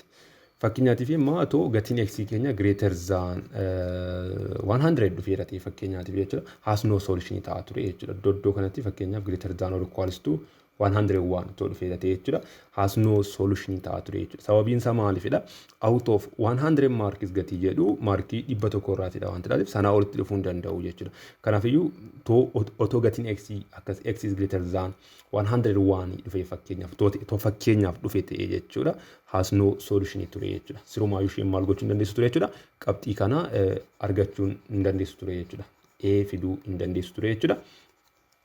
Kana fakkaata jechuudha. Inni kan biraan gaaffii lakkoofsaa lammaffaarra kan jiru immoo walitti ilaallu. Gaaffii lakkoofsaa lammaffaa. Maal jedhaa? Find all pairs of consecutive odd positive integers both of which are smaller than 20 and their sum is what? More than 21 non jedhee asirratti jechuudha. Mee asirratti haa jennuuti let x and y are odd positive integers that are less than 20 jenneeti akkaan let x and y are two positive consecutive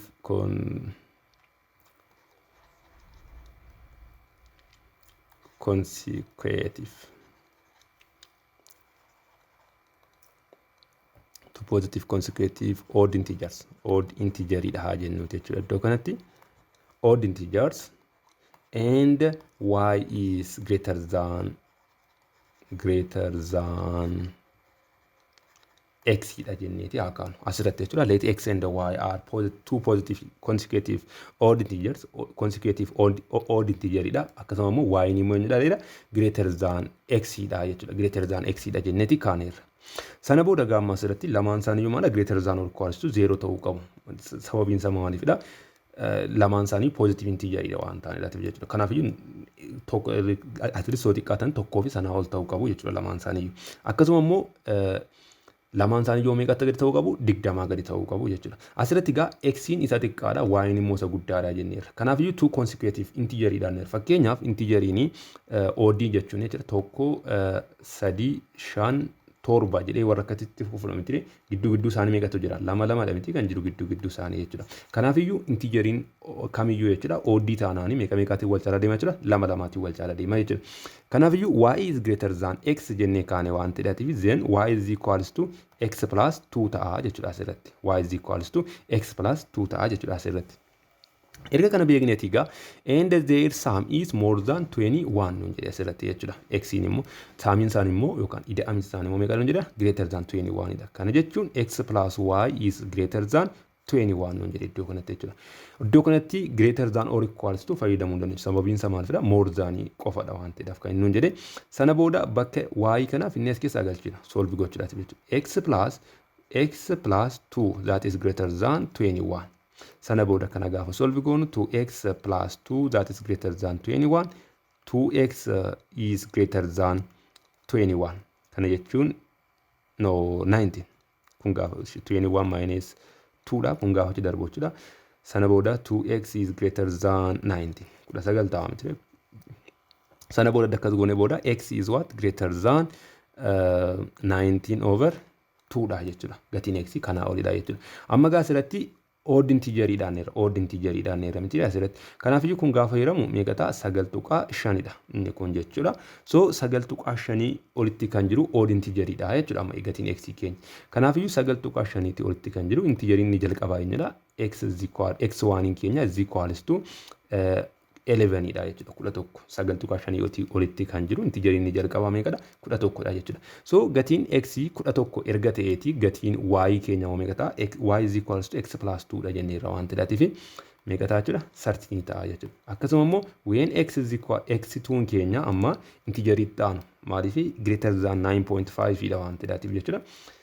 Tokko 11 fudhachuu dandeenya. Taansanii immoo kan itti aanaa jiru 13 ta'uu danda'a jechuudha. Gatii y keenya immoo maal ta'a jechuudha? y 2 keenya immoo jechuudha is equals to meeqa ta'a jechuudha. Immoo sana plus 2 goona jechuudha. That is 15. Inni kan biraan x3 keenya immoo is equals to 15 ta'e. Integer itti aanee jiru jechuudha.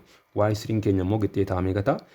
Asirratti 2 ida'uudha jechuudha. Inni immoo meeqa ta'a? 17 ta'a jechuudha. Inni kan biraan x4 immoo too fudhannee jechuudha. Iddoo kanatti 17 taati isheen kuni. Kun immoo y4 keenya immoo gitteeta 19 ta'a jechuudha. Inni kan biraan toonsitti x5 jedhee 19 toon fudhadhe. y5 keenya gitteeta meeqa ta'a? 21 ta'a. Asirratti garuu maalidha? 21 kuni 20 ol ta'eera. Iddoo kanatti maal jedhee which are smaller than 21 nun jedhedha jechuudha lamaan isaaniiyyuu. Kanaafiyyuu odduma kanatti dhaabataa jechuudha. Odduma kanatti dhaabataa jechuudha. Sana booda gadda kan arganne booda find all pairs of consecutive odd positive integers nun jedhe. Pairii isaanii akka nuti barbaannudha jechuudha. Akkasuma immoo walitti daamanii meeqa ta'uu qabu irraa 21 ol ta'uu qaban. Kana lamaan ta'uu walitti daanii 11 ta'uu 13 ta'uu walitti daanii meeqa ta'a? 24 ta'a waan ta'eef greater than 21 ta'eera. Kanaafiyyuu paiiriin isaanii eenyu fayyada jechuudha? 11,13 akkasuma immoo 13,15 akkasuma immoo 15,17 akkasuma immoo 17,19 ta'a jechuudha. Isaan kuni pairii sanuti gaafatamne sanadha jechuudha. Sanuti gaafatamne sanadha jechuudha.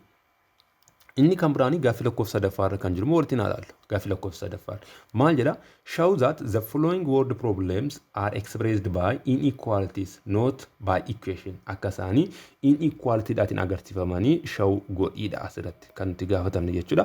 So iddoo kanatti maal jedha? Leensaa practices her bicycle for at least 12 hours per week jedhe. Asirratti leensaa mucaan jedhamtu tokko jira practice yookaan immoo shaakala kan isheen gootu jira bicycle yookaan immoo cycle ishii for at least 12 hours per week.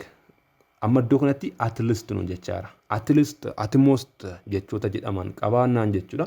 Dirqama maal fayyadamna? Inequality fayyadamuun dirqamadha jechuudha. Inequality fayyadamuun dirqama. Sana booda sitti maal jedha? She practices for 3/4 of an hour each session jedha. Kana jechuun gaafa shaakala ishii tokkicha gaafa shaakaltu jechuudha. Sa'aatii 3/4 of an hour in each session. Kana jechuun 3/4 of an hour jechuudha. Sa'aatii tokko keessaatii sadii arfaffaa sa'aatii tokko session tokko irratti maal goote jechuudha? Hojjetti jechuudha practice kan isheen gootu. If Leensaa has already practiced 3 hours. Amma yoo sa'aatii sadii practice goote ta'e jechuudha this week torbee kana keessa how many more sessions remain for her to meet or exceed her weekly practice goal jedha. Amma sa'aatii yookaan immoo si'a meeqa practice gochuu qabdiidha. Si'a meeqa practice gochuu qabdi. Maal gochuudhaatiif sa'aatii 12 guutuudhaatiif yookaan immoo sanaa ol ta'uudhaatiif jechuudha. Sanaa ol ta'uudhaatiif jechuudha. Kanaaf iddoo kanatti meet or exceed gatii jedhu iddoo kanatti jechuudha. Meet isheen jettu kuniif exceed inni kuni greater than qofa ture. Iddoo kanatti immoo meet gaafa dhummoo equality dabalatee jechuudha. Kanaaf iyyuu eerra kan jiru kana gaafa hojjennu jechuudha. Let assume x represents the number of session. Iddoo kanatti haa jennuuti let x denotes number of session. Yookaan immoo si'a meeqa akka isheen wanti gootu jechuudha. Si'a meeqa akka isheen practice gootu jechuudha. X yaa ta'uuti. Sana booda session tokko irratti yookaan practice tokko irratti sa'aatii meeqatti fudhata? 3/4 of an hour dha kan isheen itti fudhatu jechuudha. Kanaaf iyyuu 3/4 times x ta'a jechuudha amma fakkeenyaatiif. Si'a 5 si'a 6 yoo wanti goote yoo ta'e 3/4 dhaatiin baay'isna jechuudha. 3/4 dhaatiin baay'isna jechuudha. Sana booda torban sana keessa immoo meeqa hojjetteetti? 3 hojjetteetti plus 3. Sana booda kuni isa kana sa'aatii 12 kan isheen torban keessatti hojjettu sana guutuudhaatiif nuun jedhe egaa miit nuun jedhe. Kanaaf iyyuu maal ta'uu qaba? It must be greater than or equals to 12 ta'uu qaba jechuudha kun. Greater than or equals to 12.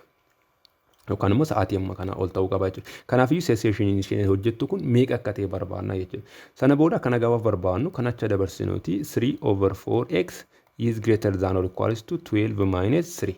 Sana booda 3/4x is greater than or equals to positive 9. Otoo goone jechuudha. Iddoo kanatti sana booda karaa lachuuyyuu kana afuriitiin baay'isnu. Afuriitiin gaafa baay'isnu kun akka kanaatti gaafa badu 3x taati is greater than or equals to 4 times 9 inni immoo meeqa ta'a? 36 ta'a jechuudha. Gatiin x is greater than or equals to afuriitiif gaafa yeroo jechuudha 12 ta'a jechuudha. Kanaaf iyyuu at least yoo xiqqaate si'a meeqa wanti gochuu qabdi jechuudha? Si'a 12 wanti gochuu qabdi jechuudha. Si'a 12 shaakaluu qabdi jechuudha ammayyuu gana. Maal gochuudhaatiif sa'aatii 12 torbanitti san shaakaluu qaba jettee murteessite kana shaakaluudhaatiif jechuudha.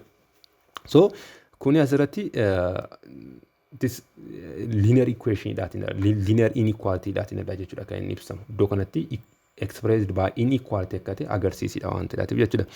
Kana fakkaata jechuudha. Inni kan biraan biirra kan jiru ilaallu. The base of rectangular prism has a length of 13 cm and the width of 1/2 cm. The volume of the prism is less than 65 cm cube. Find all possible heights of the prism asirratti jechuudha.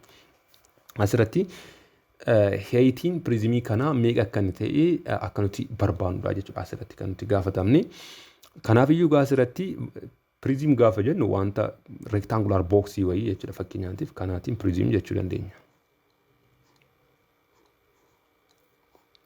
Kanaatiin prism jechuu dandeenya jechuudha. So kanaatiin length jenne isheen kun immoo width taati isheen kun jechuudha. Kun immoo height keenya ta'a jechuudha. Asirratti width keenya maal jedhedha? 1/2 cm dha nuun jedhedha. Length keenya immoo meeqa nuun jedhe? 13 cm nuun jedhedha iddoo kanatti jechuudha. So volume jechuun akkamitti nuu kennama? Volume is equals to the length times width times height dha kana beektu. Asirratti immoo maal nuun jedhedha? The volume of the prism is less than 65 cm cube dha nuun jedhedha. Kana jechuun volume must be what? Less than 65 cm cube. Less than or equals to 1 nuun jennedhaatiif less than or equals to fayyadamnu jechuudha asirratti. Volume keenya asirratti maalidha? That is L times W times H dha. Kana jechuun L times WH. That is less than 65 cm cube dha jechuudha. Sana booda L keenya meeqadha? That is 13. Akkasuma immoo times width keenya immoo over 2 cm square ta'e jechuudha. Kun cm square times H is less than 65 cm cube ta'a jechuudha. Sana booda kana karaa lachuun lamaatiin baay'isuuti. Maal ta'a? 13 cm square times H is less than kana lamaatiin gaafa baay'isu meeqa ta'a? 130 cm cube taati jechuudha isheen kun immoo. Sana booda karaa lachuu 13 cm square dhaatiif 13 cm square dhaatiif otoo hiree kun asirraatiin akka kanaatti ni bada. H is less than 130 hiruu 13 gaafa jedhamu meeqa ta'a? 10 taate jechuudha. Centimeter cubein centimeter square dhaatiin gaafa salphatu centimeter qofaatu hafaa jechuudha. Kanaaf iyyuu asirratti solution yookaan immoo all possible heighting keenya jechuudha of the prism keenya maal ta'a jechuudha. It is less than 10 ta'a jechuudha. Less than 10 centimeter ta'uun irra jiraata jechuudha. Less than 10 centimeter ta'uun irra jiraata jechuudha. Akkasuma maal ta'uu qaba? Greater than 0 ta'uu qaba jechuudha. Greater than 0. Maaliif heighting negative ta'u waan hin jirreedhaatiif jechuudha. Heighting negative ta'u waan hin jirreedhaatiif jechuudha. Kanaaf iyyuu the height must be what? Less than positive 10 centimeter ta'uu qaba jechuudha. Akkasuma immoo greater than 0 ta'uun irra jiraata jechuudha. 0 ta'uun irra jiraata. Inni kun kana fakkaata jechuudha. Paartii lammaffaa irratti immoo maal walitti ilaalla? Linear inequality into variables and their graphical solutions kan jedhu walitti ilaalla jechuudha. Hagasittiyyuu nagaatti ta'a. Warreen YouTube keenyaaf haaraa taatan subscribe share godhaan isiniin jira. Akkasuma immoo warreen viidiyoon keenya isinitti tolee irraati barachaa jirtan immoo jechuudha hiriyoota keessaniidhaatiif share gochuudhaatiin isaanis akka isaan fayyadaman jajjabeessaan isiniin jedha. Galatooma nagaa.